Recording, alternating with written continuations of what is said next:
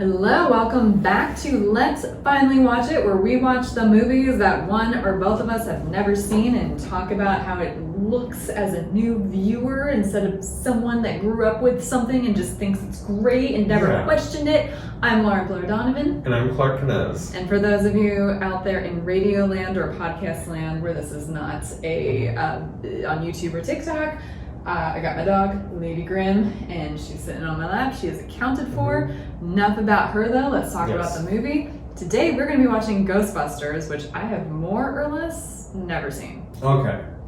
I mean, it's a movie that's hard to get away from. I imagine you know, like, bits of terminology, even.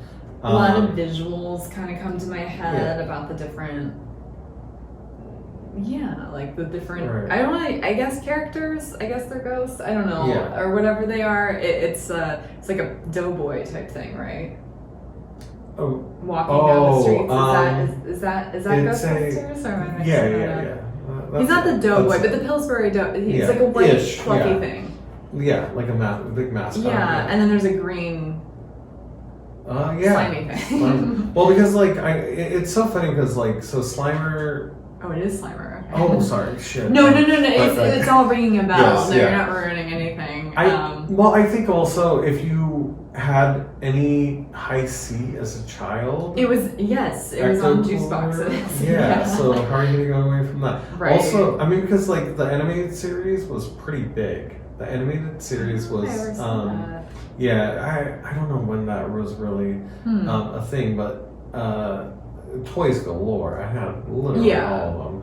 I had a lot of guy friends always, so I'd seen the toys. And I had a brother too, so and but I think there's a lot of that. So it's very interesting because you probably do know bits of it, but I think the best part of the movie is the individual jokes. I just think it's so we got funny. Bill Murray, Dan Aykroyd, and then who's the third musketeer? Harold Ramis. May he rest. Right. Yes. Okay. Yeah. Killer cast. Yeah.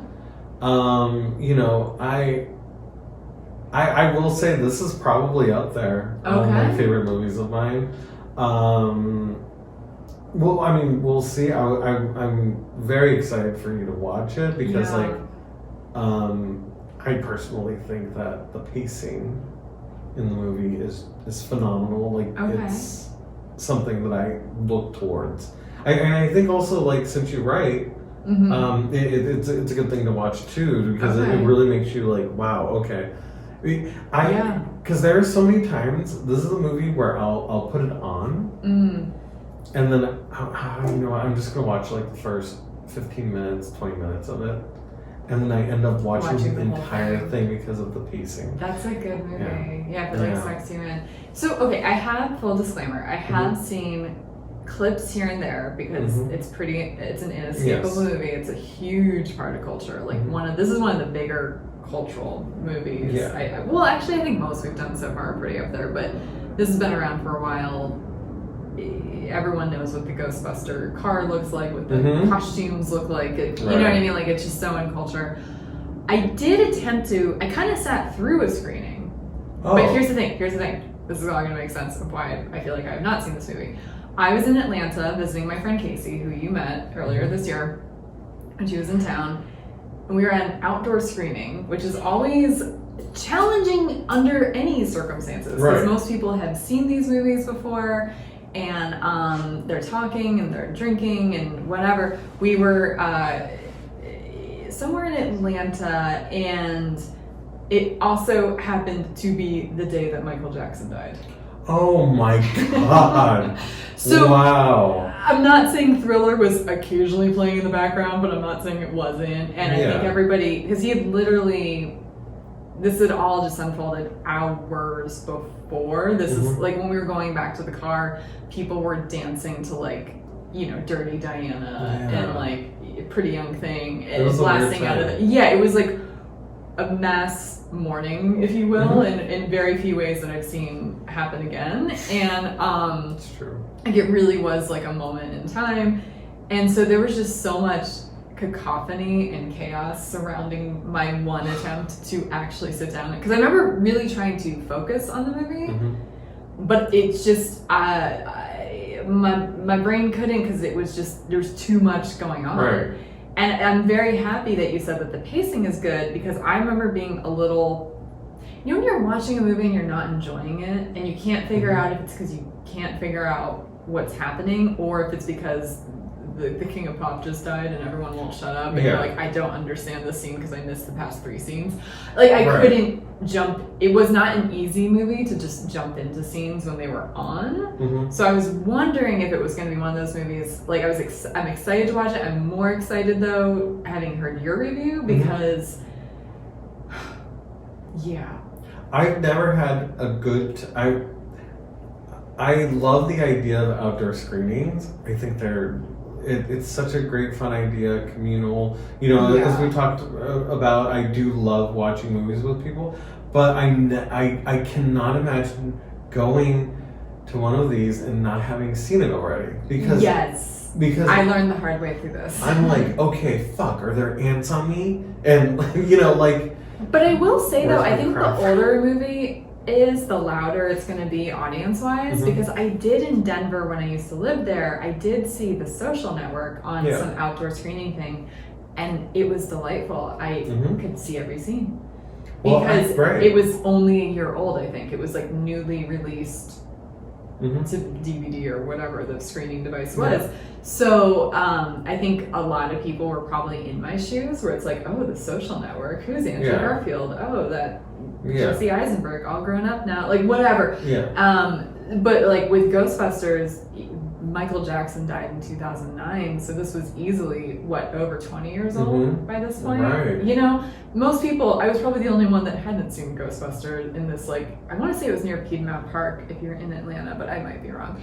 Doesn't matter. It was near the CNN building. That much I remember. So I was probably the only one hanging out there. He died in like June, right? June of 2009. Yeah, so I think, you know, like, and I also think, you know, when summer's around, people are like, shit, I'm gonna, and I will say, I would probably guess at least 80% of people have already seen it. Probably even higher than that. Because like any of the screenings that I've gone to, I'm like, oh, like Back to the Future or whatever. I'm like, oh, like I could recite this word for word or whatever. Like, and a lot of people do. It's kind of annoying, like being at a concert and somebody's singing.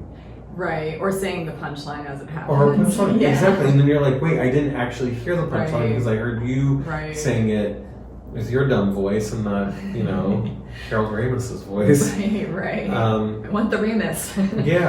But I think this one's great. And what I like about it too is that it has a certain amount of spookiness. Okay. But it's more of a comedy than a horror movie, right? It's not horror. It's exactly. It is relatively child-friendly, like horror, you know. So it's not like it's not gory or anything. Right. It shows people in peril, but nothing violent. Well, you see that in The Lion King too. Exactly. Yeah. So. And it's lions in very peril. My bad. I was speciesist. I was making lions be like people. But I mean, maybe it doesn't. I'm also a person who watched this at 3 years old. Maybe it doesn't hold up. I could be completely wrong. I imagine it does, because I feel like BuzzFeed or some similar listicle place would have been like, here's all the reasons why Ghostbusters does not hold up now, like they do for every episode of Friends or something. Like that would have happened like 5 years ago. So there's something interesting about Ghostbusters that I realized as I got older, and I'll share that with you after we watch it. Once I finally watch it. Yes, once you finally watch it. It kind of doesn't taint it for me, but it's like, oh, that's an interesting thing that really makes it of its time in some way. But that's okay. But that's after seeing it. Hot take though. That's almost every movie. Yes. You know, every movie, whether it's like from the 30s, from the 80s, or even from 10 years ago, is going to have things where, like, thank goodness it hasn't aged well, because that means we're progressing as a society. So instead of getting retroactively mad at throwaway jokes or even some like interesting plot points. It's from a historical perspective, it's interesting to study why this happened. Sure. And how we moved on from it, and like I don't know. I'd rather be intellectual about it and try to dissect it versus be like, how dare they not know better than what culture told them to know better about. But I don't know what this is about, so maybe I'm going to be real mad. It's something like super offensive. It's like just of its time. Yeah. There's. I don't want to give too much away, but we'll talk about it. Yeah. Well, then, let's finally watch it since we're on the tip of your tongue and we don't want to tease anymore. Right. So I don't want to give too much away. Awesome. Ruin it for you. Okay. So we're going to be right back, and I will have seen Ghostbusters. So buckle up, hang on to your seats, and all those metaphors. Yes. Hold on to your hats and glasses. Hold on to your hats and glasses and say your prayers. We're just going to Wow, you're killing our audience. Please don't do that. Say your prayers. We're going to watch Ghostbusters now. BRB. And we're back. I have seen Ghostbusters now. Yes, you have. I know who I'm going to call. Yeah, there's actually a joke in the second movie that I was going to make, but I'm not going to say it yet. Okay. But yeah, He-Man. You'll get it eventually if we watch the second one. All right. But yeah, you watched it. Yay! Yes, I did. This is, for me, it's like a huge one. So, okay. I liked it. I liked it a lot. I think it's so far the favorite movie that because Avatar and Wizard of Oz, I think so far, the ones that I have not seen. You're right. Oh, and Coming to America. So yeah, I think I liked it. We know I liked it better than Avatar. That's not even a question. But like, yeah, I think I like this one more than both Coming to America and Wizard of Oz. Yeah. I would say. I mean, I like the other two a lot too, but I think I like this one more. Yeah, that's probably the correct answer. From my opinion. I passed. You passed. Yes. I understand why it has a stranglehold on culture. Yeah. Like I get it. Like I don't have any objections. Yeah, exactly. It's not. It's something.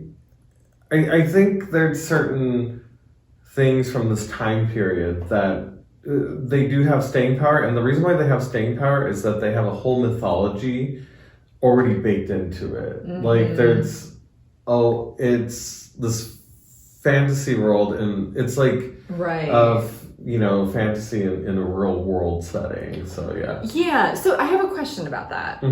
Because it felt like there was a lot of different species of ghosts, and they happened to kind of like possess like gargoyles and people. Yeah. So like, is that part of the mythology, or you're sort of talking? Because it didn't feel like your classic Casper. Yeah. You know, or like the prom queen that died on the bridge in every small town. Like it felt like there's green ghosts, there's old lady ghosts that turn into demons. Like it felt. So they named those two different ghosts specifically. Ectos, right? One's an ecto. The green one, right? So there's one of free floating vapor that is Slimer. Oh, okay. It's an insane amount of jargon that they actually... Which is incredible. I mean, I like devil in the details, but I was a little, not lost, but kind of like, okay. What are the rules of this world? So, and then there's a full torso floating apparition. That was the library ghost. Right. And that's what Ray... So, there's actually... One of my favorite pieces of media from Ghostbusters is the video game that came out for the Wii and for the Xbox 360. And they have something, and they mentioned it briefly in Ghostbusters, they had something called the Tobin Spirit Guide. And in that video game, you could actually see what different type of ghost, and you could like check them off on a list when you play the game. Oh, that's cool. You can like learn as you play. Right. It's like an education game. Yeah, so that's what I think is kind of cool about it, is that there are different types of ghosts. Some, when we're talking about the gargoyles, like those are actually ancient beings from Sumerian. They're Sumerian ancient beings. So those aren't even ghosts. Those aren't dead people. Those are interdimensional gods. They're gods. Yeah, because I think gods, that felt like there was like a whole religion or cult thing going on too. So I was like, oh, that's interesting. Gods are coming, the key holder and key, all that stuff.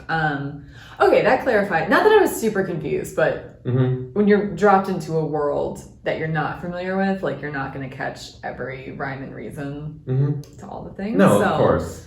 Okay, that makes way more sense. Again, I've seen it a million times, so that's why I mean, ever since I was a kid, I was like obsessed with it. So it's definitely this movie is definitely worth a rewatch as well. You know, even rewatching it to earlier today, I was like, oh wow, there's so much. It's so dense. It's such a dense. Yeah, and we were talking really briefly as we were setting up, just that the humor of it is so dry. So there's, which I love, but there's going to be a lot of like blink and you miss it, kind of like one-liners. Yeah. So I look forward to rewatching it one day and catching some things that now that I'm acclimated into this world too, like just, it's one of those movies that I can see myself appreciating the more I watch. Yeah, exactly. There's so many, very minuscule things. Even so, so we start off, and I really like how they kind of with the Columbia, even the Columbia logo or whatever. It starts getting like eerie with the music and everything. Like I do think that they laid down like there's like a cold open to the movie in the library with the librarian and everything, and I think it does a great job of like setting the kind of tone.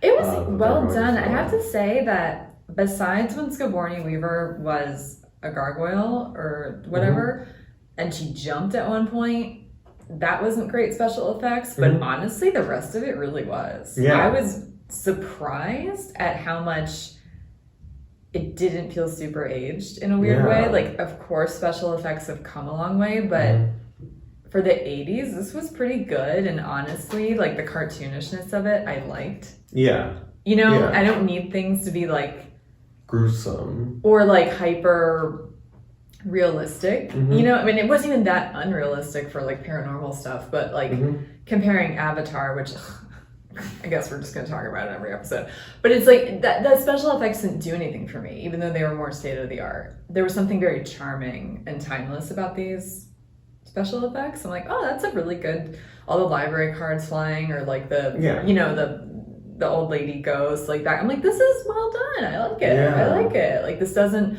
other than that one time where the gargoyle jumped, I was like, okay, that's pretty bad. But the rest of it was like, it was when you get into the anything stop motion animation, and at that time, there wasn't any way that they could get around it. So it's definitely understandable. But I think even the whole the proton packs, like the beam that they had, I think looks great. I think that's very, it's a great effect. And there's a lot of like practical effects. There's a lot of makeup and, which is really kind of fun. It didn't age bad. I think that's what I'm trying to say. Like it did not age poorly. So I was into it. And then pretty early on we start getting into the different characters. Who's your favorite Ghostbuster? So when I was a kid, it was Peter Venkman. Can you tell me the real actor's name? I don't remember that names. Will be Bill Murray. Okay. And then, but now it's Egon, which is Harold Ramis. Harold Ramis is my favorite. For sure. He is so funny, funny in this movie. Because he's just so matter of fact. Yeah. In a way that's not overselling it, that makes it, to me, the funniest. Which going against Bill, not that Harold Ramis is any slouch, but like him going against Bill Murray, and in my opinion, like sometimes stole the show from him. Like that's like, ooh, that's a big deal. Like that's not nothing. No, absolutely, because it's weird because they're both dry, but dry in very different ways. Very different. Well, because Bill Murray borders on he's not actually creepy because he doesn't take up demon Sigourney Weaver's advances. So like he you know what I mean? Like he could have been so much worse, especially for the 80s. Yes. But he could be a little schmucky. I think that's the way I'd kind of put it. Like he was just kind of a schmuck, like the guy that you don't want hitting on you. Like, he just, his personality, like, that's just, right. Nah. Absolutely. No, I totally get that. And I think they show that pretty fast into it. You know, they show Bill Murray doing that experiment with the psychic.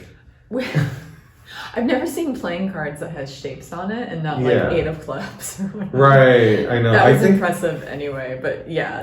I think that was your favorite special effect, wasn't it? Yeah. Yep. It was, but yeah, we kind of get, you know, he's trying to like obviously get a date from the girl. And torture the guy. Yeah. Yeah. And, you know, and he's kind of a goofball in that way. And then you see Ray, he comes in, like some of his first lines, he's talking about there's a ghost at the library. Which one's Ray? Sorry. Ray is Dan Aykroyd. Okay. So yeah, I'm very bad at names. So after one watch of a movie, I'm not going to retain it. Okay, I'm gonna. Yeah. Okay, for the rest of the podcast, I'm going to just say the actor's name from now on. Because I'm a dumbass. I'm sorry, audience. If you know better. It's okay. It's okay. It's yeah, because Dan Aykroyd was the more neurotic kind of one. Yeah. And he was, so I think of him, he was probably like, he was definitely the one who, he's a little bit more he's not as street smart as He's more innocent. Yeah, he's very innocent. Yeah, like he's very childlike. Yeah. Very childlike. You got Egon, he is just all about facts. Figures. That's Harold Ramis. Yeah, Harold Ramis. Sorry. I might be able to find this as we talk. Okay, and then Bill Murray's obviously that. Yeah, so we go into the library, and it's getting a little spooky in there. I feel like it's getting spooky in there. And they tour around. One of my favorite lines is there were books stacked up in one of the aisles, and you know, Egon or Harold and Dan Thank you. Are looking at it, and they're like analyzing it, and they're like, wow, look at this huge stack of books. And Bill Murray's just like, oh yeah, because no human would be able to stack any books. Cool, let's go. Like I just love that. Like he's kind of trolling them the whole time. Right. And yeah. And then we finally see a ghost. You know, Turns the ghost into a demon. Yeah. And it gets I didn't see scary. that coming. That was a surprise. Oh, good. You know what's different about this movie, unlike Wizard of Oz? And even Avatar, because we knew there was going to be colonialism themes, I think, to it. And then, like, with Coming to America, I didn't really know the plot, but I kind of understood it was about royalty and something along those lines. Besides busting ghosts, I didn't know anything about this movie, weirdly. Even though I've seen parts of it. The plot points were, remember Wizard of Oz? I was like, oh yeah, tornado, and then sepia color to technicolor, and blah, blah, blah. Like, I kind of had all the plot points for the most part. I didn't know the plot points of this. So this was like the first time where I'm like genuinely not sure what's happening in a good way. Like nothing was spoiled. Yeah. Which was like amazing because this is such a huge, iconic movie. So I'm like, how did this not get spoiled for me? I mean, it's not that I didn't think it was going to end badly. I thought it was going to be like a happy ending. But yeah, I didn't see the plot points coming, which was delightful. That's hard to do when you haven't seen a movie that most people saw 30 plus years ago. Right, and it's been out for so long, you'd think that more of that would have gotten ruined for sure. Yeah. And then we have ghosts, and they get some science out of it. They get some readings about it, and that's how they're able to develop the equipment to become Ghostbusters. They get fired. Yeah. So they're kind of considered quacks. Yes. But it's also a world that accepts ghosts as mostly real? Yeah. Okay. I'm just trying to find what the temperature was, because they were reporting about it on the news. Like, it could have been psychosomatic, like it's being reported, so more and more people are seeing ghosts, but it's probably in their heads. But it also wasn't like the gaslighty paranormal trope of being like, ghosts aren't real, you're just tired, take a nap. You know, like how like most horror movies start out with like a person thinking that they're being the voice of reason, but in reality they're gaslighting the protagonist Yeah. that has seen a ghost, you know? So like, it's interesting world. Like I like the world of this where it was like, it's a little ridiculous, but it's not out of the scope of reality in this world. Mm-hmm. Is that the right temperature? Did I pick up on that right? I think when they discovered that ghost, that's like, everybody always has ghost stories. Yeah. And I think that's the world that they honestly do live in. Mm-hmm. Is like, there are ghost stories out there. There are people who've seen ghosts, but this is the first time where it's actually like causing problems, and there's actually somebody that could tangibly take them. But then there's a lot of people who are skeptics, which you'll see later on. Absolutely. You know, yeah. There's people that think that it's just light show and that they're... Sure. Yeah. So it's a relatively new thing, and yeah, when they get kicked out, they're already just... Because I think it's Columbia that they're at, Columbia University. Mm-hmm. I don't know if they say it necessarily in the movie, but... When they get kicked out, you know, they cite Bill Murray's scientific methods, where he's a poor scientist. Mm-hmm. His conclusions are, you know, paper thin at best, and I don't think it's any. I think he brought down the group, frankly. Yeah. Well, it's always the cocky person that kind of ruins it for them all, and he was definitely the cocky character. Yeah, and obviously with that test, that was very poor scientific. Oh yeah. Because the guy actually got it right one time. Mm-hmm. He got it right. Oh yeah. So it was actually working. Like, no. No, he still zapped him. Yeah. But he gets kicked out. So when they get kicked out, they have to find a way to pay for everything, and they take out a third mortgage on a dilapidated house that was in Dan Aykroyd's family for decades. Yeah, which I had a question about. I get it, people make bad financial decisions, people fall on hard times, but like, if it's been in the family for so long, how did they owe so much on it still? Oh no, they took out. So I think what it is, they took out a loan against it. Yeah, a third mortgage against it. Yeah. So, but I'm surprised other mortgages weren't already paid off if they had had it for that long. Sure. That's more what, like the point of, and it looked very dilapidated when they went to it, unless I'm thinking of a different building. So no, that wasn't their. That was the firehouse. So yeah, that was okay. So that's a different place. Yeah. Okay, then. So his house was okay. I got a little confused about that, but okay. Yeah. So basically, it was the house that he grew up in.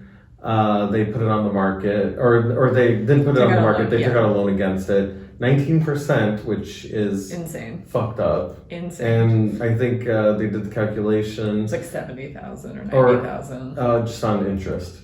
Yeah, so that just interest in a year. So very bad deal.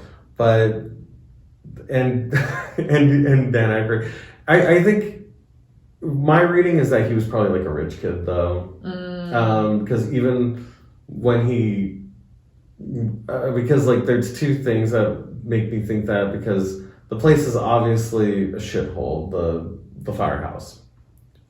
That's a shithole, and then also what became the Ecto-1, that hearse. Yeah, I didn't ever know that was a hearse. Yeah, it's a hearse. I never put two and two together that was a hearse. So that was a fun little thing I got to learn. This is what I mean. A lot of this was not spoiled for me. That's great. Like, That's I was awesome. like, I didn't ever put two and two. I thought it was a station wagon. Like, I did not. Okay, cool. That's very on brand. I like it. Yeah, so it's a hearse, and he bought it for $4,800, which in today's money, in 80s money, I looked it up. I think it's about $13,000, and for something that needs brakes, brake pads, fuel pump, it's a definite fixer-upper. Yeah. I could probably go on Craigslist and find. I did look into hearses at one time, but of course I did. Of course you did. And yeah, they're a lot cheaper than that because they usually have a lot of miles on it too, and also there's been a lot of dead people in there. And there's not a big market for people like, ooh la la, I want to buy a hearse. That's my dream car. Yeah, I think he could have gotten a way better deal. So him complaining about that deal is very funny. But this kind of leads to one of the things that I did have in the preview review that I had a little bit of a gripe with this movie. I feel like this movie is kind of anti-government, a little bit like Reagan era-y. In that there's two things, is that you don't know how it is in the private sector. They actually expect results. There's that, and then their biggest enemy is like the EPA. Okay, I had a question about that. Why was Mr. Environmental so anti them? Did we get his backstory, or did I miss it? Because he just felt like a villain for being a villain's sake. Like, it didn't feel like he had a real agenda besides wanting to be a villain. Well, that's my criticism of it, is that they're just making, this is what the EPA does. They go in and they just try to create problems. So they're kind of making fun of environmentalists, basically. Right. Yeah, so I don't think that's necessarily, like...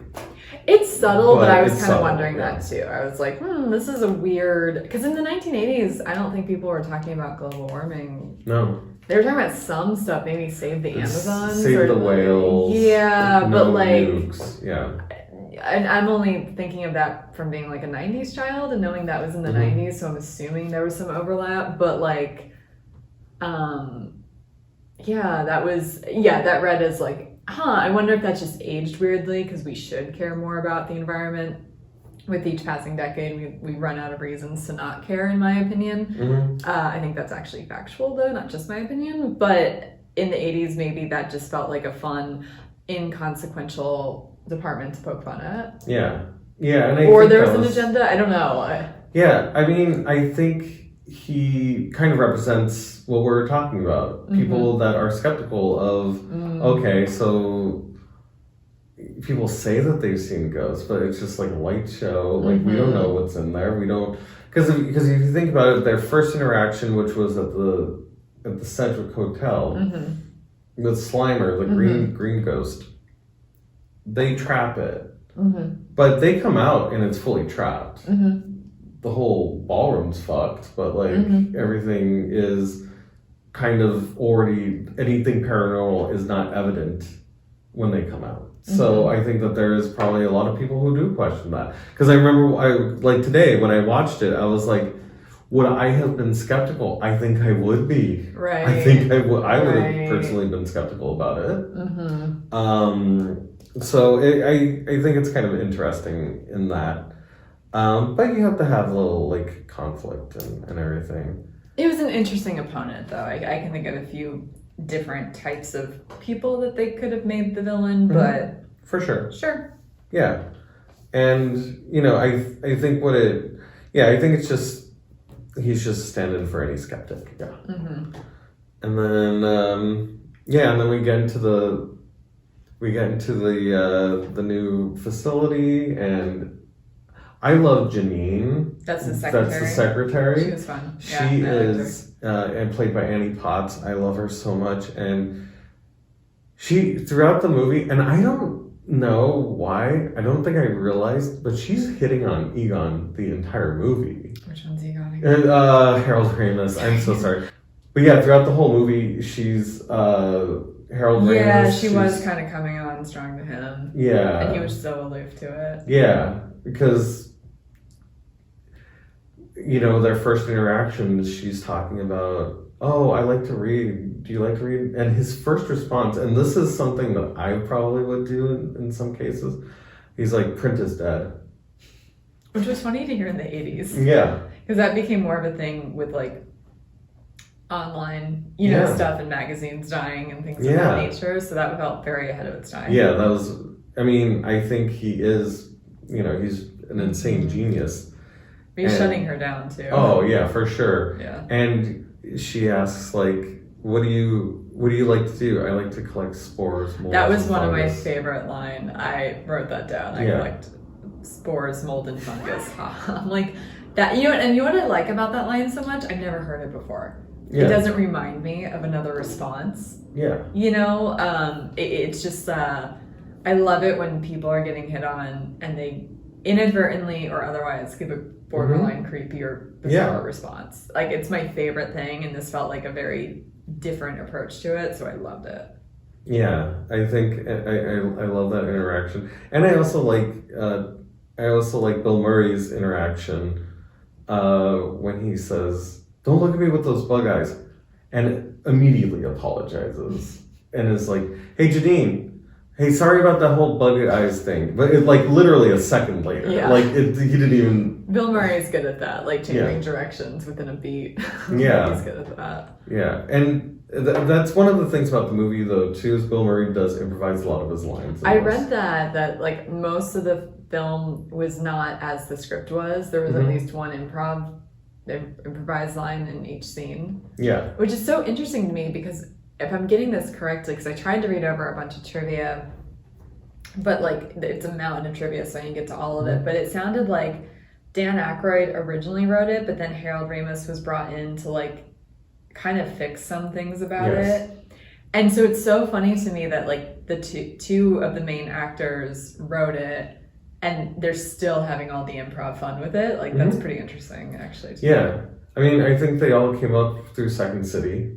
I think Harold Ramis was in the Toronto part, but and the other guys were Chicago. Yeah, Chicago. Yeah. And obviously Saturday Night Live.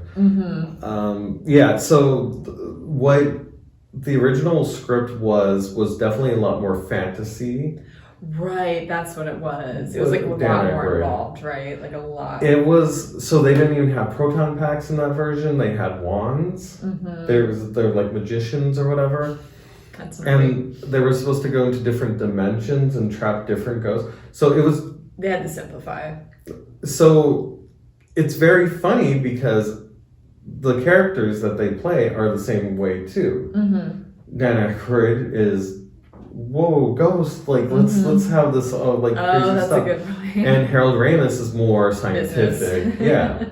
So he came. So when Harold Ramis came in, he was like, okay, we're not doing any of that. Let's get some science in here. And he wasn't actually supposed to be the person playing it. He just decided that he was the best for the role and wanted to play it, which makes sense. You know, if you're writing something and something speaks to you, do it. But also, if it's paralleling a real life experience, you might as well have both actors play those roles. Like, that makes so much sense to me. Yeah. And there's actually the house where they wrote this in, like in Hollywood or something. And it's called the Ghostbusters house, you know, just because that's where they literally just took time off from whatever they were doing and just stayed in the house together and just worked. Probably a lot of coke, maybe. I don't know. Probably because wasn't this also, who was it? Was it Bill Murray wasn't supposed to be in it because John Belushi was, but he passed away. And I think I remember my dad saying that like he wasn't a Dan Aykroyd fan. I'm not coming for Dan Aykroyd. He's in one of my favorite movies, My Girl. But my dad always thought Dan Aykroyd always rubbed my dad the wrong way. Like, and some of it was because of when Jim Belushi died. Apparently, he eulogized him or gave some kind of press release about how he's like, well, we all do drugs, and unfortunately, it just didn't work out for him, or something along those lines. That was kind of like maybe not the greatest response, you know. For sure. I forget where I was going with that anecdote, but Dan Aykroyd's a little... I did write down a joke. I'm like, oh, I'm surprised you wrote a movie about ghosts and not aliens, because he's a big believer in aliens. Like, big believer in extraterrestrials. So also he does come from a family that was into spiritualism in Canada. So he actually, in both realms, he's into all of it. Yeah. Also, I will say about the whole eulogy thing, he has Asperger's. So, he does? Yeah, he has Asperger's. I didn't know that. Oh, that explains so much about him, though. Him and Daryl Hannah. Yeah, those are the two big actors that have Asperger's. I didn't know Daryl Hannah had that either. Yeah. So he has that. So that makes sense for how he presents things. Then okay.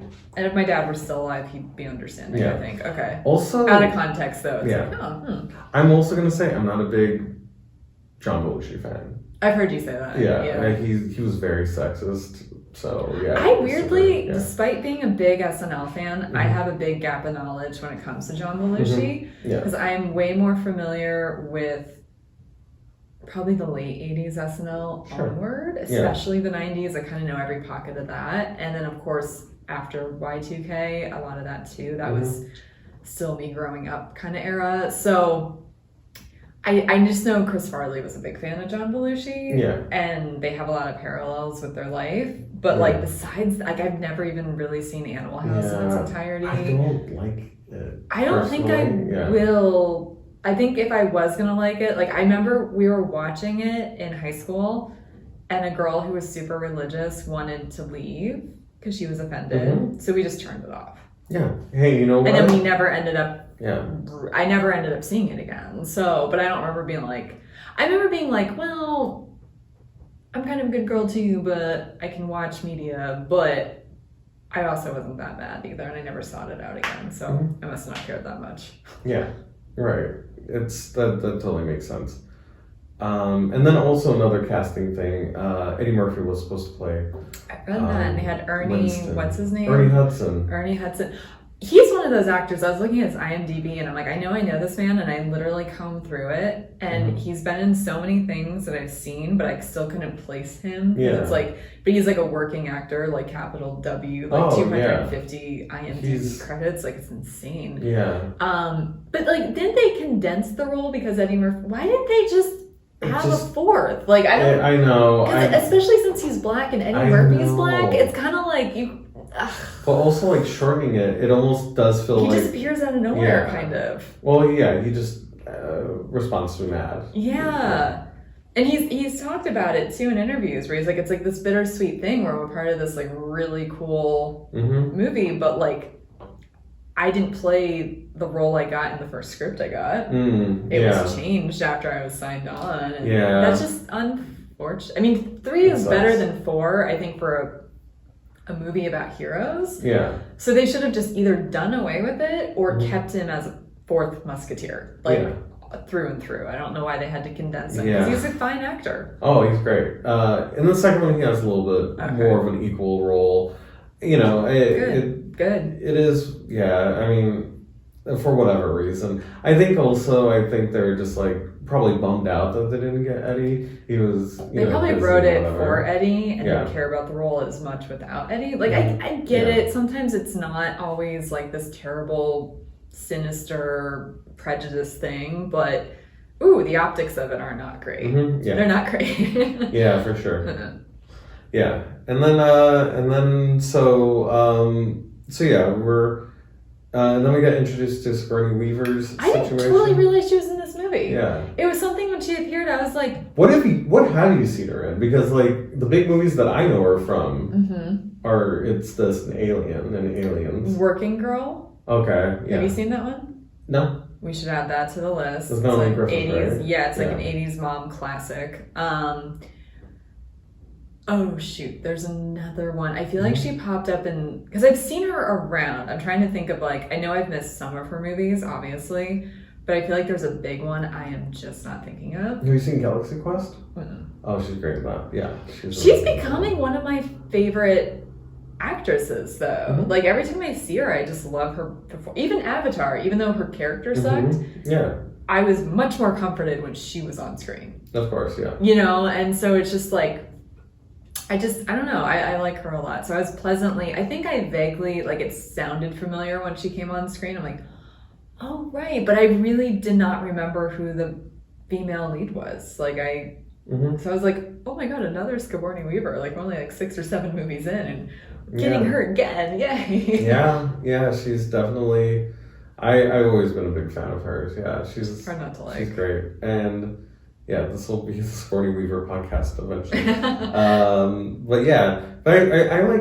like her character. I do too. You know? I don't really have a lot of objections to the character. It was not like she had a presence, and I don't just mean that as an actress, but I mean, like, the character was pretty clear to me. She was strong, and she was just struggling with, like, a paranormal situation. And she wasn't even, like, damsel in distress about it. She was just kind of like, yo, I need to get this fixed. Right. Like, it was so matter of fact, which is such a great choice. Yeah. I still don't think she should have ended up with Bill Murray. I'm just not a big fan of changing your mind about the annoying pest that keeps asking you out, like, but besides that, though, and but that's movie storytelling, so I can only be, like, ankle deep mad at that. Like, it's, of course, especially a movie in the 80s, that's gonna happen. But it was, she had a whole life. Yeah. You know, like, she had a great apartment, she had a cool job, like, she was just like, she was smart. Yeah. I liked it. Yeah. I also like her. Honestly, her interactions with Rick Moranis is so great. Rick Moranis was my favorite, I think, even more than just because his, oh my God, He was so good at that role. Oh, perfect. Like, everything he did was pitch perfect. And what I loved about it so much was, like, if I knew, and I know guys like that in real life, they're the worst, and I don't want to be around them, and I am not as polite to them as Sigourney Weaver was. But he still was endearing. No, he is. He was still charming. Like, as a, like, hate the character, love the performance. You know, like, it was the epitome of that to me. I'm like, this is just, he is, and apparently, like, the scene when he's at the party, it's all like a one-liner, or it's a one-shot, and like, he's just riffing, and like, it's just, oh my god, so like good. And then when he's possessed, he's pretty, because he's still that character, but deranged. Right. But in a really interesting, I like actors that make interesting choices and not cliche choices, and I think that's why I liked him so much in this. Yeah. Because if you see her, she's very confident. She's actually more confident, and he's a little bit more goofier, which is very funny. And I just love that he keeps, like, getting locked out of his house. He keeps talking, like, he was talking. I don't know if you caught it when they're talking about the TV. Oh, your TV was on really loud. Oh yeah. Everybody was so I played it loud. So I played mine. Right. But before that, he was like, I went out to the ledge and see if I could get in and unplug it or something. Oh, so he actually tried to get in through the dangerous outside. Yeah. I think that's very funny. Yeah. But that's what I mean, because it was also not just performed well, but it was written well. Because there's, like, a lot of things he was saying that's like, that's not normal. Normal people don't do that. But he was so convincing in how he said it, and it was, because a lot of people, like, in the wrong hands of that role, people would be, like, very self-aware about what a nerd they are. And how socially inept they are. It'd be, like, almost meta, sort of. But he was just like, oh no, I did this, and blah, blah, blah, blah, blah, and you're welcome. He didn't, he had no awareness about how he was coming across. Like, it was effortless. Yeah. I loved it. Yeah, he's great. I mean, that's why I think it really is one of the best casts. As well. It's... I mean, everybody is great in it. Yeah. And then you get the first... You know, when she opens up the refrigerator, Zool is in there, which is the demon that ends up possessing her. So, it's... I used to be so afraid of the egg part. I think maybe that's why I don't like eggs so much. Yeah, where the eggs kind of just pop out and everything. Yeah. And then she goes and seeks help from the Ghostbusters, and Bill Murray's a creep. And they do the house tour, and I mean, the dumbest thing is when he gets to the piano and he's, oh, the ghosts, they hate this. Like, you don't know that. You have no idea. I have a question. How much experience did they have actually busting or capturing ghosts before the movie? Because they were kind of, it sort of felt like they were on a fool's errand. Where they were kind of making it up as they went, and then they kind of got lucky and captured their first ghost and became, like, a media sensation. Was it just scientific belief that this exists and they could capture them before the movie, or did they ever bust a ghost, so to speak, before that? No, so that, I think the first real interaction... It was the library, but then they did say something early, before that, when they got to the library, when they were talking about the sponge migration... in a certain place, and they migrated like a foot, and that was supposed to be a paranormal, that was the only other paranormal thing that they had dealt with, which is dumb. Yeah. But I think Ray and Egon had already been working on things like that, but when they actually had readings from that ghost, that's where they were able to make a proton pack, which is like a great piece of technology that is, fantastical. But so they're basically able to get the frequency to be able to trap them, and exactly. So awesome. Yeah. So and Egon, I think, had, I think he had like multiple doctorates in particle physics. Right. And you start, and so like their first like actual job, they even say like, oh, we haven't even had a full test of backpack or the proton packs. And even before that, like they're in a really dire situation because they haven't had anybody call or anything. Right. And finally they do. Oh, and it's filmed at this. So the Sedgwick in the movie, it was filmed at the Biltmore in downtown Los Angeles. Oh. And that's where I had winter formal one year. Wow. Yeah, and I remember I was there and I was like, huh, this place looks so familiar.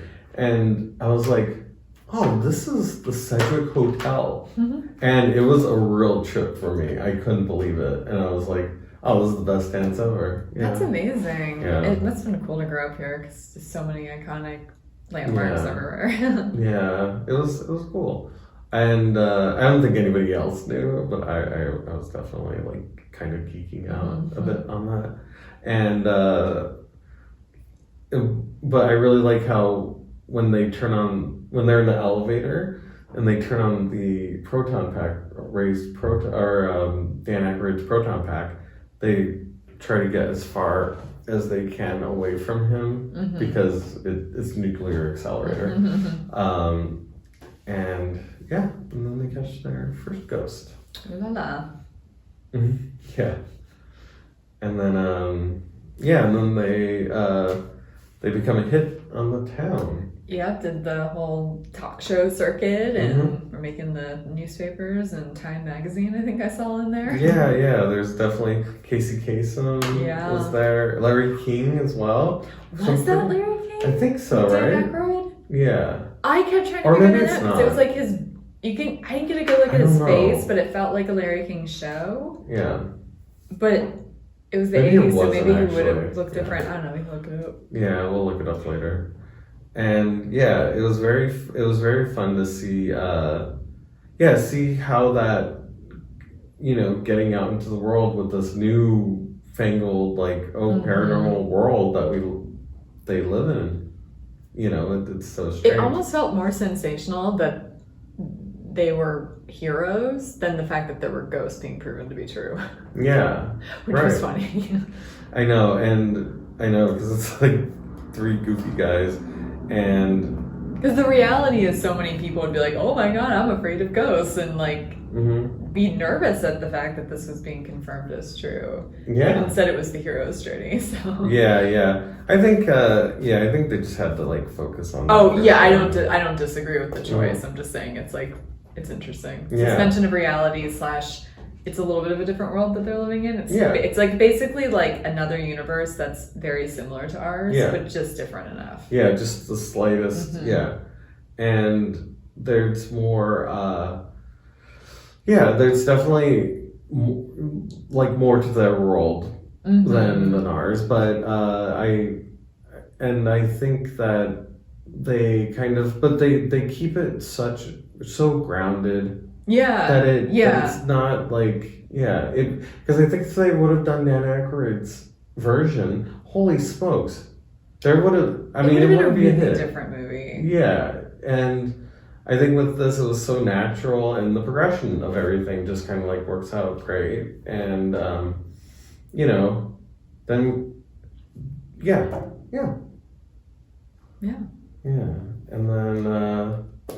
and then do you have any other notes or what was the next part? Well, she's all possessed now. Oh yes, that's where we're at, and she gets possessed. Honestly, that scene where the hands come up and grab her, that was the scariest thing when I was a kid. I would have been so petrified if I saw this as a kid. Oh yeah, it was so scary for me. I definitely was, when I was a kid, it was just such a scary concept. Just having hands come out and grab you. Yeah. And then she obviously turns into Zool, and I think Lewis turns into a creature called Vince Clortho. That's the key master. What I loved about that though was the Ghostbusters had to do research on who Zool was, and I'm like, God, there's so many movies and television shows that if they were not made for another decade or two, the plot points would be so different because this was pre-internet. Yeah, it would have been such a simple Google check, you know, like who's Zool, you know, but the fact that they had to like go to the library, look it up, like that kind of stuff, I'm like, that's always just so interesting to watch media that's not even that old, but old enough where the world has changed like tremendously. Yeah, for sure. Yeah, absolutely. But there's so many scary movies that I see now where they have to get rid of the cell phone, you know, like they have to have a plot device, or they have to make it in the 80s, you know, so like there's a lot of throwback horror.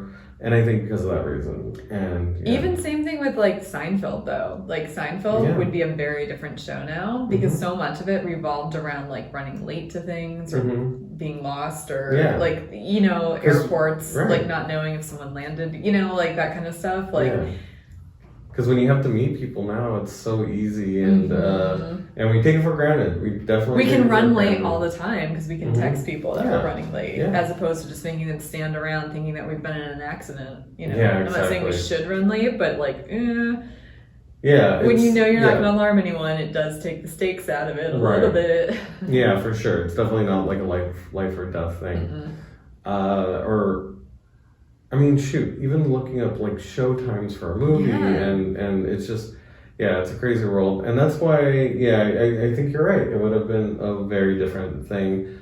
But I think they had the know-how and, you know, they had the know-how. But one of my favorite things about the part where they do get possessed, at least Rick Moranis' character, is when he's trying to get into that fancy restaurant as he's being attacked by I knew that was a scene. I knew that was like a famous Ghostbuster location. Oh, okay, yeah. Yeah, I was like, oh, that's the scene. Yeah. And then he gets caught and nobody helps him. New Yorkers, stay in your lane, only in New York. Right.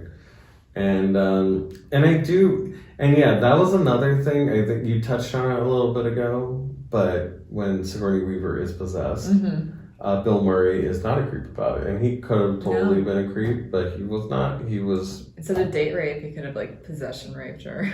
Or something, you know, and especially since she was coming on. And he even called it out. He's like, well, usually I like my women to not be possessed, or I forget what the exact verbatim line was, but it was something pretty close to that. Well, there one of my favorite lines from it was when she was like, I want you inside me, and he was like, there's at least 3 people in there already. That's good too. And you know, but it does show that he's actually like legitimately concerned about her. It's not just like a physical thing. He's like actually like, concerned about and he her. has a moral compass somewhere in there, despite that he seems kind of boundaryless otherwise. Right. And then and then when Rick Moranis is possessed, his physicality just becomes so much funnier. He keeps giving things to Harold Ramis. He keeps grabbing like here's the a pan. Here's the lamp. Like he doesn't know what to even do because he's not even like he's so confused. It's like the least powerful possession ever. You know, because even when he's in the straitjacket in the ambulance, like there's something about the physicality of that that's just so funny to me. Great. He's just kind of like, hey, I'm possessed. I'm in a straitjacket. And he just kind of like lets it happen, kind of. Yeah, like kind of a pushover possession. Yeah, exactly. Which I've never seen that. I think that's why I was so charmed by his role in it. It just wasn't. You've seen, you know, the guy you don't want to talk to, but there was just so many different notes to how he played it, and like the fact that even him being possessed, he was still kind of a meek person. Yeah, he I've never seen that before. That's hilarious. Like in of itself, that's just a nice little like baked in joke. Yeah, and then we get some good lines between Harold Ramis and Janine, the secretary, where she is, oh my God, you're such a humanitarian to help him. And he was like, I don't think he's human. And like just shooting down everything literally that she says. Yeah. It's gold. It's very, very. I loved Harold Ramis, and that's why he was kind of my favorite. It was just the dry delivery of everything he said. It's always like a slow burn, like, yep, that's funny. Yeah, because I think we didn't even talk about it, but like when they open up the trap for the first time, they're like, "Don't look at the trap," and then Egon's like, "I looked at the trap, Ray." Like, okay. Yep. You're good. You're fine. You survived. I like that they didn't make them like. Because I feel like now, like, look at like Jurassic World, for instance. You have a Chris Pratt being the hero, and he's all bulked up, and a lot of people find him attractive. He's not really my type, but he's conventionally attractive. I like that they made the heroes kind of your everyday men. Yeah, like Bill Murray thought he was kind of a god, I think, in his own mind, but like they still weren't. They weren't bulked up. No. They weren't. Charming and witty, and they happened to be scientists of the paranormal. They were all just like dudes that had a lot of blind spots, which can be the case in any specialty. I think like sometimes like the further along you go in like a doctorate degree or whatever, the more you can get nerdy, you know, and like less aware of the world around you in a weird way. So I like that they played that relatively verbatim. If like these were people that were really busting ghosts in real life, this would probably be their personalities. Yeah. They're not super athletic at all. No. They're just kind of like figuring it out as they're going. And in that first one, they mess up so bad. And then you kind of see like their confidence building though, It's an everyman's journey. Yeah. Like they're all smart, they're all capable, but it's not a given that they're going to win. Yeah. At all. Exactly. So I think this movie was weirdly refreshing, despite that it's 30 plus years old. Yeah, it's not it's not something that really happens as much anymore, and so I think, and then we start getting the conflicts with Walter Peck, which is the environmental dude, and he shuts down everything and really screws up New York City. Do you imagine being in New York? Not happening? Just like a bunch of ghosts being let out? Pass. Hard pass. Pass. No thank you. It's still, it's always pretty bad, but like that's even worse. And then they get arrested and everything. And I do like when they're in the prison, everybody is just hovering around them because they're trying to strategize while they're in prison. Yeah. And like they let them keep all the blueprints and everything, and they're explaining exactly what happened. So what it is this building was built. The specifics were to conjure Sumerian gods. It was not Babylonian because they actually correct Winston on that. But it was basically a person who was a leader of a cult. Right. Named Ivo Shandor. After World War I, he said that humanity is too sick to survive. So he wanted to bring about the end of the world. And so he built the place that Sigourney Weaver and Rick Moranis live at. And they... which was a beautiful building interior the whole night. God. I was drooling over it the whole time. Not the point you're making, but I just wanted to interject. No, it's a great place. It is a real building, but I can't imagine the interior is the same. Yeah. But I think they had to make it taller. Like they did some special things. Yeah, I read about that too. Yeah, but so basically it was like a cult leader. And I remember when I watched as a kid, I was like, wow, that guy's a really bad guy. He's trying to destroy humanity. And now I'm like, oh, I wish he would have succeeded. Anyways. You're the bad guy now. I'm You're the bad guy now. It's a twist, life twist. Clark is the villain. Yes, I'm the villain, and I'm fine with that. And so I think it's really kind of cool because there are, I know that Harold Ramis changed a lot, but there are still a lot of things in it like that are still solid. Lore, jargon that they left in, and I do really like that scene where they're explaining why all this stuff is happening all of a sudden. Yeah. And then they get to talk to the mayor. I love that scene too, where they're talking to the mayor, and the mayor is asking like, oh shit, what do we do? The mayor's freaking out because I mean there's ghosts everywhere, and they have Walter Peck in there from the EPA saying that these people are criminals, you need to lock them up. And one of my favorite lines in that is, I'm like quoting, you don't need to watch the movie, I'll quote everything. And is when they're saying, oh, when Dickless here turned off the power. Is this true? Yeah, this man has no dick. Yeah, that was good. That was like, yeah, we've heard a lot of dick humor since the 80s, but the way that was delivered was a different, because it was just such a dry, I didn't see that coming. Yeah. Even as a new savvy 2022 viewer, I was like, right. Oh, yeah, that's a good line. Yeah. Yeah, absolutely. Killer. And that may have been improvised. I'm not certain. Probably. Yeah, and that was just so funny. And they do end up convincing because they say, oh, you would save all these voters in the city. And so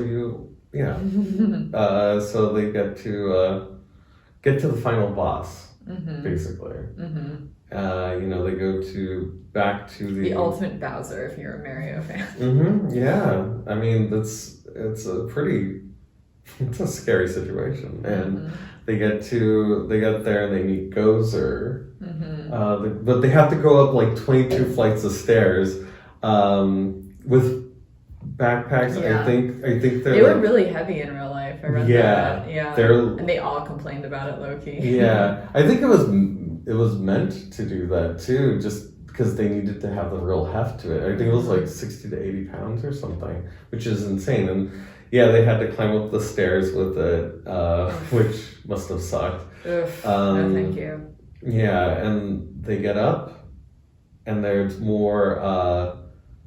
They get to see.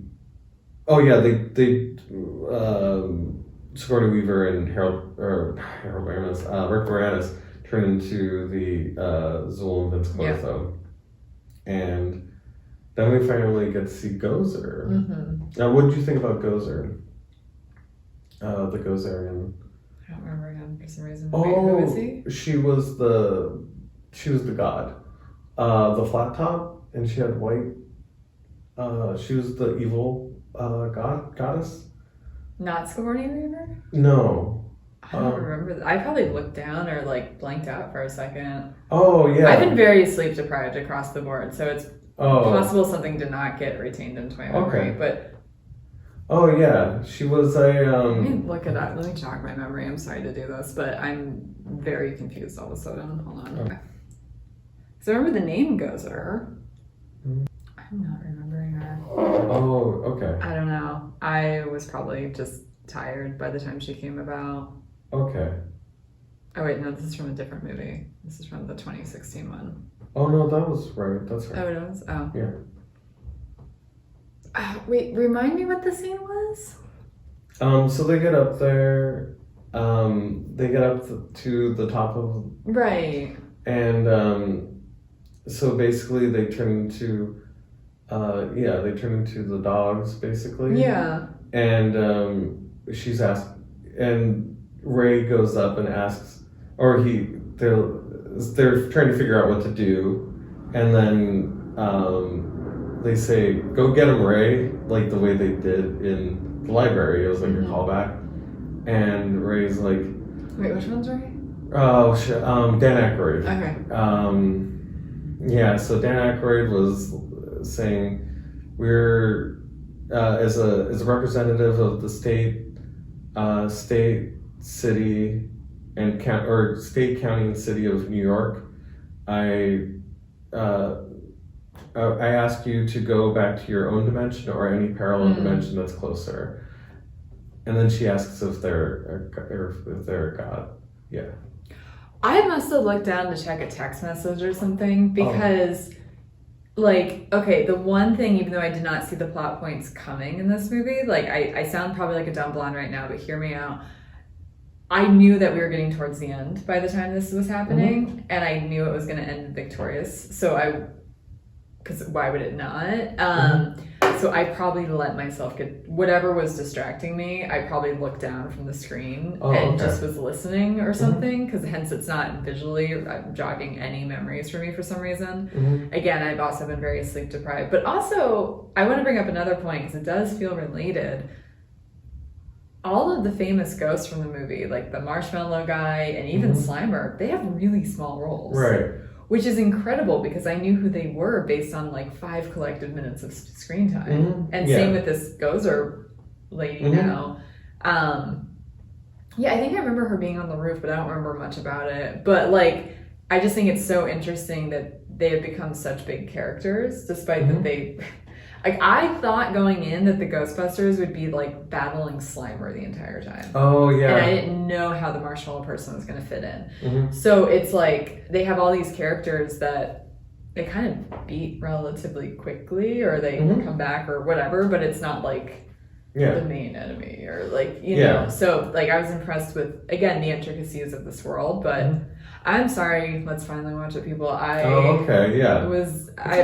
so sleep deprived, and just there's some stuff kind of going on with me, so I guess I tuned out for that very important part, and I apologize. Yeah, it's fine. But yeah, another thing about Slimer is a prominent character in the real Ghostbusters cartoon. Okay, that makes more sense. Okay. Because I'm like, wow, he had like 5 minutes of screen time, and he was on all these juice boxes for the rest of the time. He's in the second movie relatively prominently. But yeah, definitely in the cartoon, he's in every episode. He's like their mascot in that. So I think that's probably where he kind of gets a little bit more. Gotcha. You know, embedded in culture. Yeah. Yeah. So then Gozer the Gozerian comes and zaps them a little bit, and they shoot her with the and she disappears, and they're like, oh, we did it, this is great, we did it, and they thought that they're victorious, and then they ask, it's genderless, they're asking if to pick a destroyer, and everybody clear your mind. So I remember. This is where the marshmallow guy comes in. Yeah. And then Dan Aykroyd, he thinks about something that would never hurt him, and it was the marshmallow man. Yeah. See, I was watching at this point. I don't know, maybe she just didn't get burned into my brain for some reason. Okay. And then, there's one of, actually, probably my favorite line from Harold Ramis when they're all trying to come up with a plan, and they're like, okay, Ray's gone bye-bye. That's Dan Aykroyd. He doesn't know what... Bill Murray, I'm going to be honest, kind of a dumbass. They already established that he didn't study in that prison scene. And but Harold Ramis says, when he's asked, like, what do we do now? He just says, I'm too terrified for rational thought. And that's all he said. I'm terrified beyond rational thought. Yeah. God, we should say that more in everyday language, because so much of our reactions to things are irrational. So So he was like, it's amazing. I'm gonna just check myself out because I don't. So we should all do when we're afraid or stressed. Yeah. And so he. But then he comes up with the plan, and they had already established that crossing the streams is a very bad idea. That's right. And his idea is to cross the streams because they might be able to close the door. Didn't he say there's a very slim chance that it might not? There's definitely a very slim chance that we'll survive. Yeah, and the way it was worded tickled me. Yeah, he's brilliant in that. Which I'm so glad that he was. I couldn't imagine anybody else playing him, to be honest. Yeah, he's great. He's really great. And then we start seeing the Marshmallow Man coming, and he's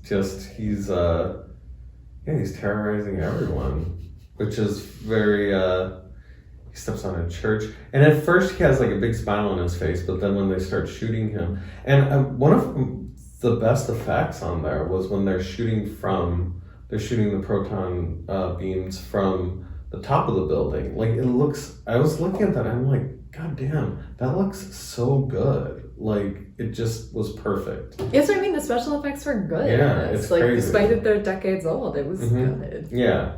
I mean, because like the Marshmallow Man is literally just some guy in a suit, but they did such a good job with the miniatures. They really, it looks great.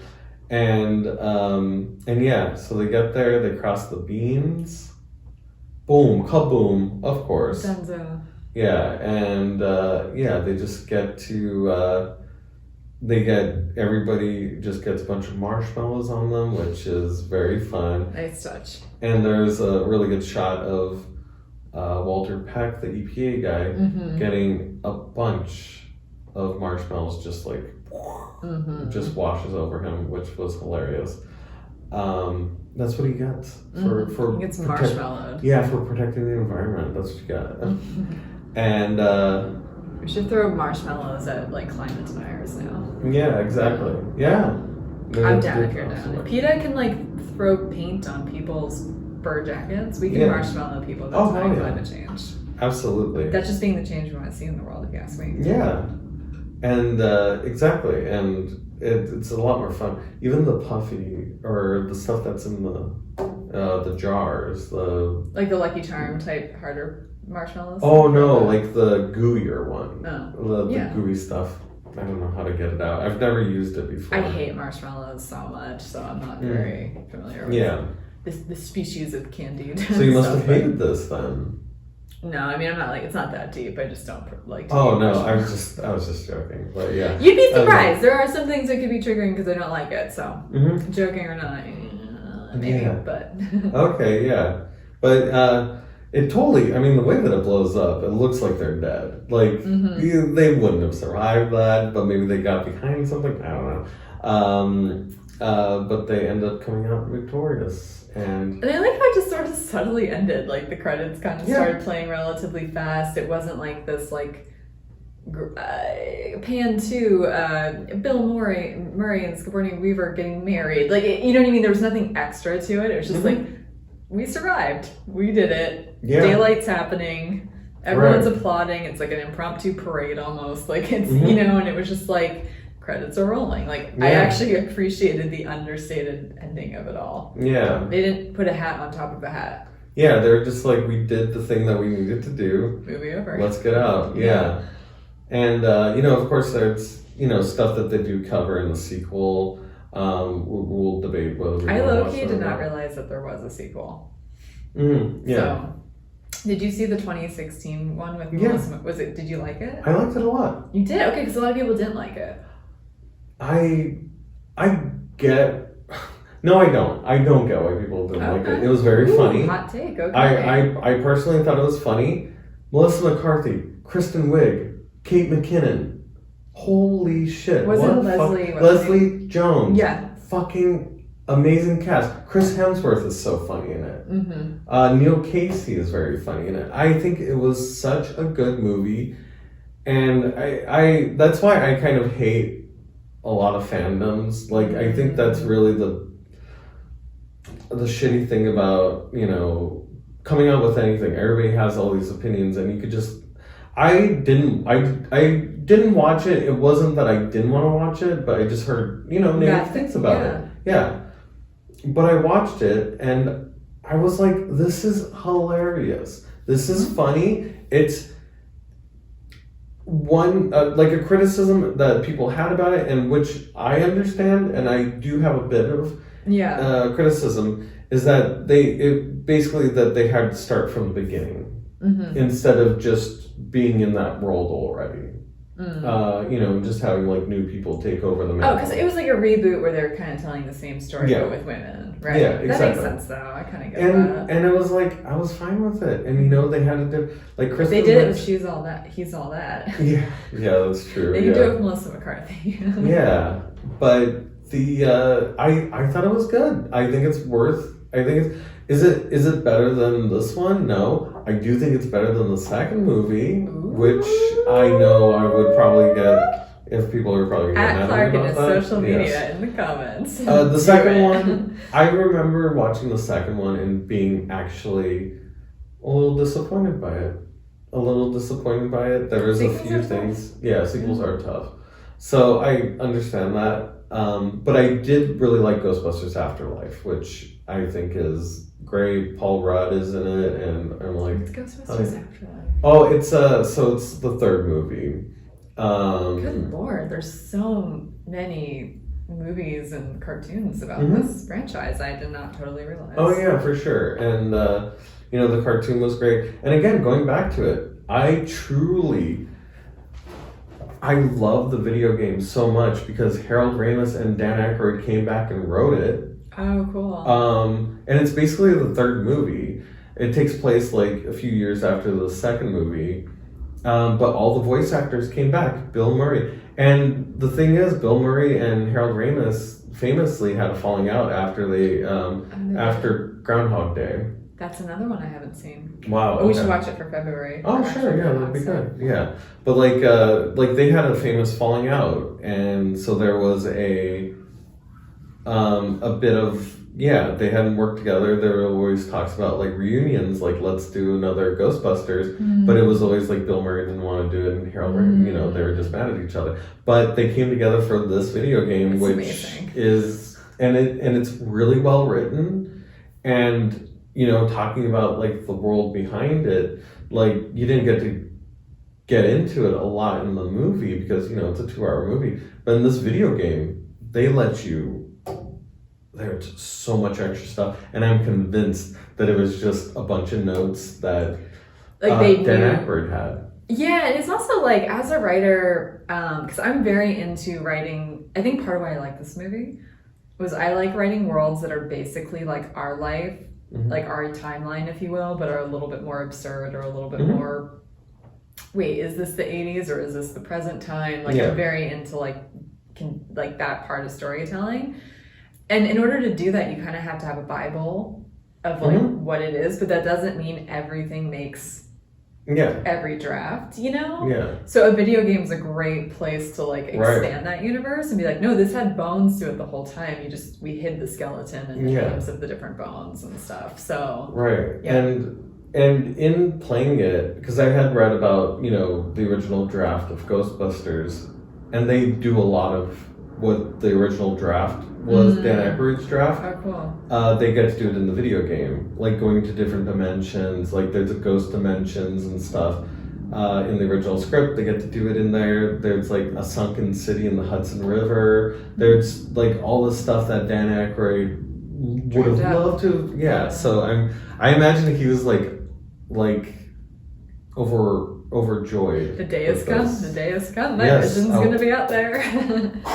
I'll dust off my version, and I highly recommend it. It actually was recently remastered for the PlayStation and everything. So if you're a game-o, go play it. It's definitely a good one. Yeah. That's awesome. Well, yeah. So that's it. Do you have anything else? No, I don't think so. Let me just scream. Oh, there's just one line that I liked a lot. I think it was in Bill Murray's direction. I think it was Sigourney Weaver that was like, you don't act like a scientist, more like a game show host. Yeah. I just like that line. No, I love that. That was that's the thing, is she's so strong. Yeah. Oh, and I also liked how in the beginning, when they were interviewing the librarian or whomever, they said, do you have a history of mental illness, or does like your family? Because I think that's a whole different topic, but like I don't want to open up too much of Pandora's box at the end of our podcast, but like so many people have different paranormal eyewitness whatever experiences, but like there's not a lot of proof for any of this. Anyone that tells you that there is proof of ghosts, they have not been peer reviewed. It is not a scientific fact. And so you have to wonder, especially the more we learn about the brain and mental illness and people that do like hallucinogenic drugs and like what's reality and this, that, and the other. It's such an important question to like You can't just ask a stranger that, but like they were investigating. That's I like that it was grounded from the jump.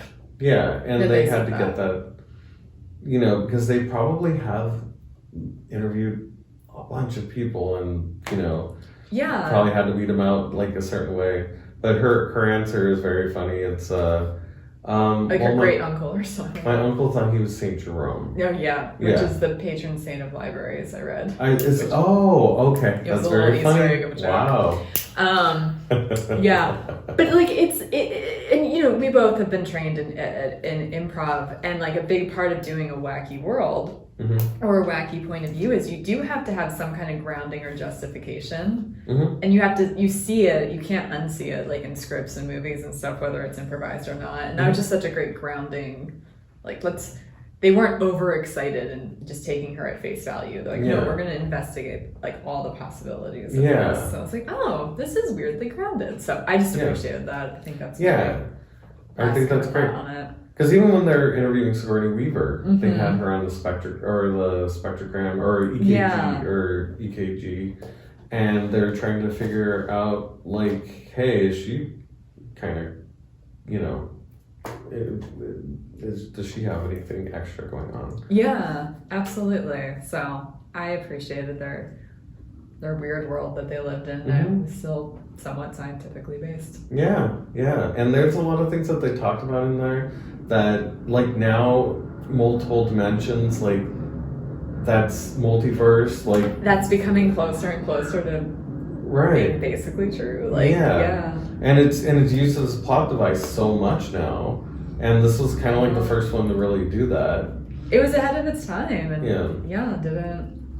It's crazy. I remember watching the show The Universe, and one of the scientists that was regular on the show said that when he was in college, black holes were the things of science fiction that were slowly becoming true. And then he was like, I predict that multiverses are going to do that. And I'm like, woof, I don't know what to think about that, but okay. Buckle up. I guess this is what's happening. So. I mean, there's so many. I mean, that's always been... I'll be honest, that's always been my opinion about ghosts. I think there's just certain things that we don't know about the world that we live in. Same. It's just, I've had ghost experiences. If you're on YouTube, I will link an actual YouTube video that I guest starred on in a podcast and talked about my main ghost story, or the one I'm most comfortable sharing. But like, so if you're listening to this on a podcast, go to our YouTube. Let's finally watch it. I'll link it for you. But like, for the most part, this is a more interactive story than any other ghost story I have, because I grew up in historic Pennsylvania, so everyone believed in ghosts. But except for like a little bit of the story that I tell in this podcast, where there's some like holes that can be poked in like this theory, it's what's it called? I always forget the name of it, but it's the energy. Even it maybe not even like parallel universe, but like when you burn energy and it like plays like a skipped record throughout time. So like where we're sitting right now, whatever this building was, whatever this piece of land was decades ago before it was built, maybe a couple lived here, maybe they were having a fight, and if we suddenly heard screaming and no one was here, or like someone throw a dish against the wall, we're not being haunted per se, we're just hearing something that was recorded that happened here once. There's a name for this. I always forget the name of it. Do you know? I think it was an imprint or... There's like a tape something, or like a... I don't It's know. On the tip of my tongue. I'm not going to get there. I'm not going to get there though. But like that... It's a loop. It's a loop that happens. Yes, and energy cannot be created or destroyed. So we're constantly creating energy that people might overhear decades later, despite that we're not physically here anymore. So kind of plays into what you're saying, where there's just a lot we don't know. Yeah, exactly. I mean, there's, a lot of these, in ancient Greece, a lot of the mathematicians and scientists were philosophers. So, like, a lot of the theories that they came up with, it came from just thinking. Yeah. And just, like, well, what if this is possible? And turns out some of those things are possible. Some things aren't, like conspiracy theories, like the world's flat, but, but amongst other things. but there's a lot of, I just looked at one of my notes. Reginald Vell Johnson was the cop. He was the cop in the jail. He's always a cop. Oh my god. I know. But like, I didn't realize he was in the. I missed. That's another one I missed. Yeah. Because he was a cop in Die Hard as well. And in Family Matters. And in Family Matters, yeah. That was his so profession. I was going to mention that. I was like, oh shit. I actually haven't seen. I've seen parts of Die Hard.